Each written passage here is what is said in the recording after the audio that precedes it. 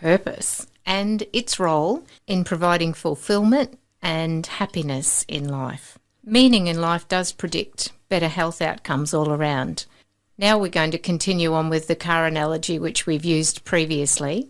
We're going to actually compare the car to our own body and our mind and our spirit. In the car analogy, the body is actually the physical car. So we're imagining that we are a red Ferrari, brand new out of the showroom, and we're going to imagine that our mind has learnt to drive and we're fantastic drivers.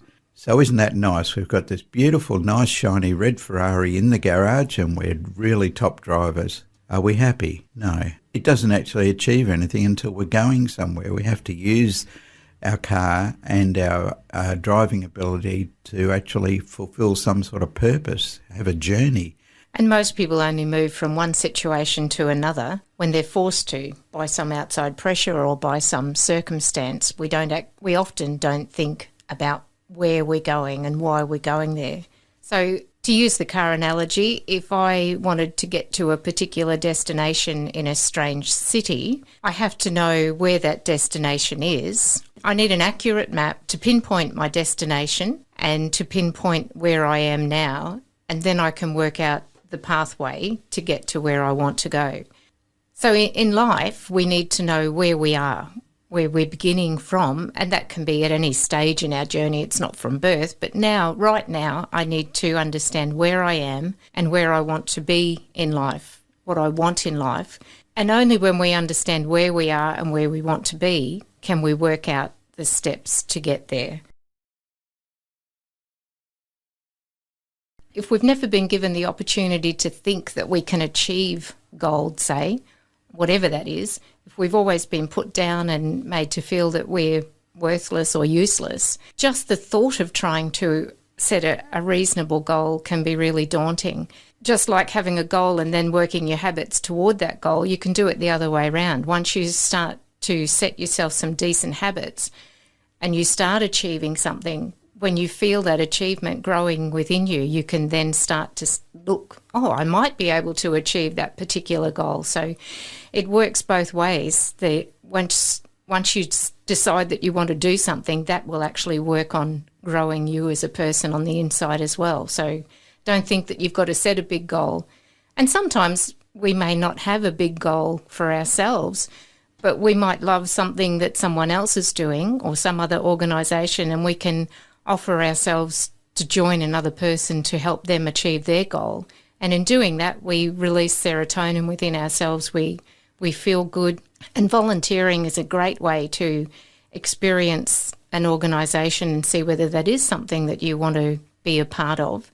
But the giving back releases serotonin, which helps us feel good, and it promotes peace and calmness within ourselves as well. What would you do if you knew you couldn't fail? And what would you do if nobody paid you to do it? And what makes you come alive? So those couple of questions can actually help do away with the fears that often come when you think about what you want to do. Learn to be curious. Ask lots of questions and look around for your tribe, for people and organisations that you think that you would fit with, that you admire their ideals, you share their values, and look for people that appreciate you and the unique talents that you have, because each of us does have a unique set of talents, and often we don't see them. Sometimes it needs someone else to go, hey, look, you do that really well. So bottom line is we need to become aware of and learn about ourselves. And as we learn to care for ourselves and for others, we find our own personal self-worth. We find that we want to do good, that we want to give to people, and we want to be kind to others. And we can find our path. If having our own personal goal is too much pressure, join another organisation, join someone else's vision and be a part of that. If we haven't had great care or great supports in our life, at any stage in our life, we can stop and learn to care for ourselves. And as we do, we come to know who we are and what we want, where we're in our relationships.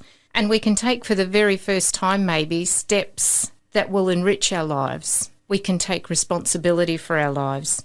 And caring for yourself may be the very first journey that you're actually thinking about planning to make. And it's a very important journey to make. They're actually the Maslow steps, aren't they? We've dealt with our physical needs and our relationships, and then we've actually learnt to care for ourselves, what we actually need to do. So learning how to have healthy relationships could be another aspect of the journey that we need to make. But we need to start in those areas often before we can start working on our career journey. So they're about being a whole person rather than doing life. So only when we know our present position can we navigate toward our desired destination. Life is meant to be shared. Have you ever been on a holiday and you saw this magnificent scenery? You were up high on a mountain and this incredible view, and you turned around to share it with someone and there was no one there. I was just thinking, whenever you see a sunset or wherever you see a sunset, you yell out, "Hey, come and have a look at this." I do. But we all do that, don't we? We want to share the things that we're enjoying with somebody. Facebook and Instagram are great to share life events, but they're no substitute for real life interaction and intimacy. And real life interaction and intimacy boosts serotonin and oxytocin, the feel-good chemicals, the calming chemicals. When we have a moment and we have someone to share it with, we do feel good. We feel great in sharing that. So real relationships require us to share our deepest feelings. They're not only the good ones, but the bad ones as well. All our hurts, our failures, our doubts, our fears. They allow us to acknowledge that we aren't perfect, we have our weaknesses, and we have our needs. So that means trusting another person. It means taking off that mask that I'm all sufficient, I'm tough, and be able to ask for help when it's needed, to have another person there that you trust enough to say, this is who I am, this is what I need. That takes courage. It's not a weak thing to ask for help. I think it takes more courage to ask for help, and it takes humility, because it's a really risky thing to ask another person for help or to share some of our deepest needs with another person, because when we do that, we risk rejection. When we've fully maximised our talents and potential and we feel fulfilled and we're doing all that we're capable of doing, remembering that every time we reach our goal, we're going to look for a new goal. So it refers to our need for personal growth and discovery. It's present throughout all our life, that need to maximise our talents and potential. A person's always becoming. We might reach certain goals, but we're always looking to become more or to grow more. We never remain static. It can be empty as well. I know when I was younger, I'm a hairdresser by trade, and I had my own businesses all through my life. And I was a very successful business person. I owned my own business, owned my own home, I bought a sports car. And that was all by the time I was 30. But I looked at my personal life and I'd been divorced twice.